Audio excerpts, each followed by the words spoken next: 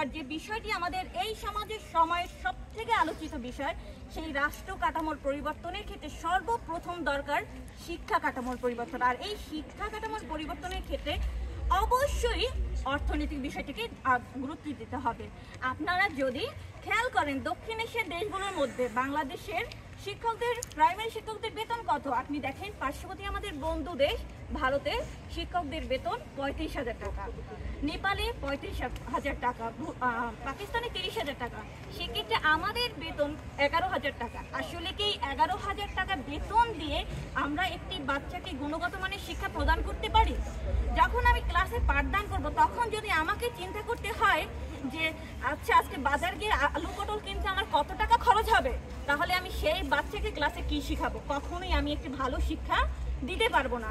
সেই দিক থেকে আমি আমার অধিকার নিয়ে দাঁড়িয়েছি। আমি মনে করি বর্তমান তত্ত্বাবধায়ক সরকার আমাদের কাঙ্ক্ষিত সুশীল সমাজের সমন্বয় এবং জনবান্ধব, তারা আমাদের ন্যায়সঙ্গত দাবিটি অবশ্যই দেখবেন এবং বাস্তবায়নের চেষ্টা করবেন।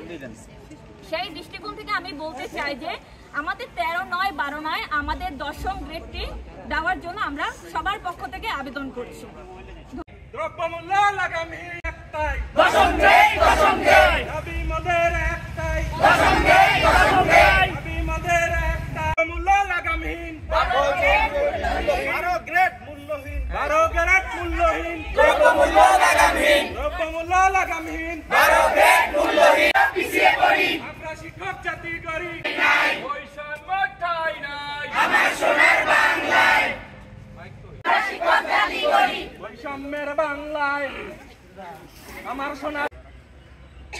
সংগ্রামী শিক্ষক সমাজ সবাইকে সুস্বাগত। আমি আমাদের শিক্ষক সমাজের পক্ষ থেকে প্রথমেই ধন্যবাদ জানাচ্ছি। আমাদের মাঝে উপস্থিত হয়েছেন আমাদের সাংবাদিক ভাইয়েরা, তাদেরকে আমাদের আন্তরিক ধন্যবাদ এবং আন্তরিকতা জ্ঞাপন করছি। আজকে আমরা এখানে উপস্থিত হয়েছি আমাদের সারা বাংলার প্রাথমিক শিক্ষক সমাজের প্রাণের দাবি, আমাদের ন্যায্য দাবি, আমাদের অধিকারের দাবি 10ম গ্রেড বাস্তবায়নের উদ্দেশ্যে।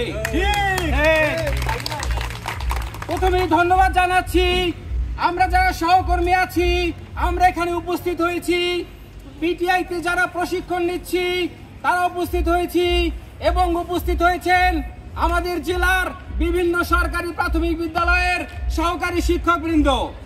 আন্তরিকভাবে ধন্যবাদ জানাচ্ছি আমাদের শ্রদ্ধেয় ইন্সট্রাক্টর বৃন্দ, সহকারী সুপার মহোদয় এবং আমাদের প্রাণপ্রিয় অভিভাবক সুপার মহোদয়কে।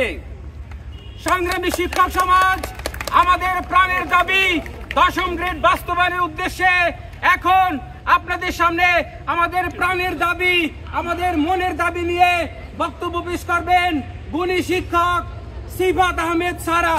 আমার সোনার বাংলায় বৈষম্য ঠাই নাই, আমার সোনার বাংলায় বৈষম্য ঠাই নাই, দফায় এক দাবি, দফায় এক দাবি, বাংলায় এক দফায় এক দাবি, বৈষম্য আমার সোনার বাংলা